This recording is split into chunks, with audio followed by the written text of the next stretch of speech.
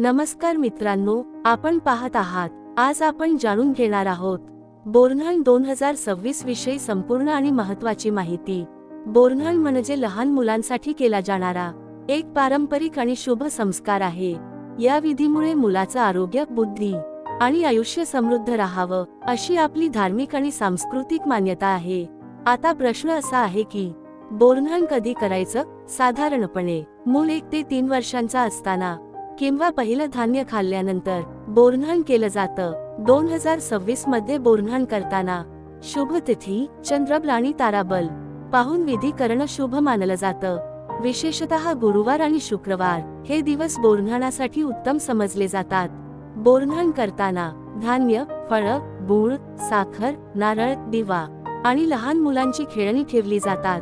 या विधीमुळे मुलावर वाईट नजर लागू नये, मुलाचं आरोग्य चांगलं राहावं आणि आयुष्यात सुखद समृद्धी यावी असं मानलं जातं. जर तुम्ही 2026 मध्ये तुमच्या बाळाचं बोरन्हाण करण्याचा विचार करत असाल तर हा व्हिडिओ तुमच्यासाठी खूप उपयुक्त आहे.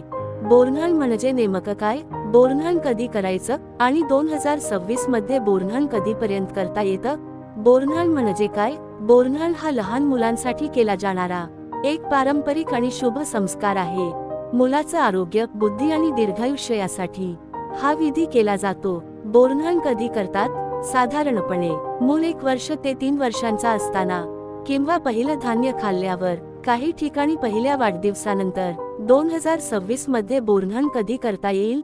2026 मध्ये शुभ तिथी गुरुवार, शुक्रवार, चंद्रबल आणि ताराबल पाहून बोरन्हाण करणं शुभ मानलं जातं. बोरन्हाण करताना काय ठेवतात? धान्य, फळं, गूळ, साखर, खेळणी, नारळ, दिवा. बोरन्हाण का महत्त्वाचा आहे? हा विधी केल्याने मुलावर वाईट नजर लागू नये, आरोग्य चांगलं राहावं, आयुष्यात समृद्धी यावी असं मानलं जातं. व्हिडिओ आवडला असेल तर लाईक करा, चॅनल सबस्क्राईब करा आणि तुमचा प्रश्न कमेंटमध्ये नक्की विचारा. धन्यवाद.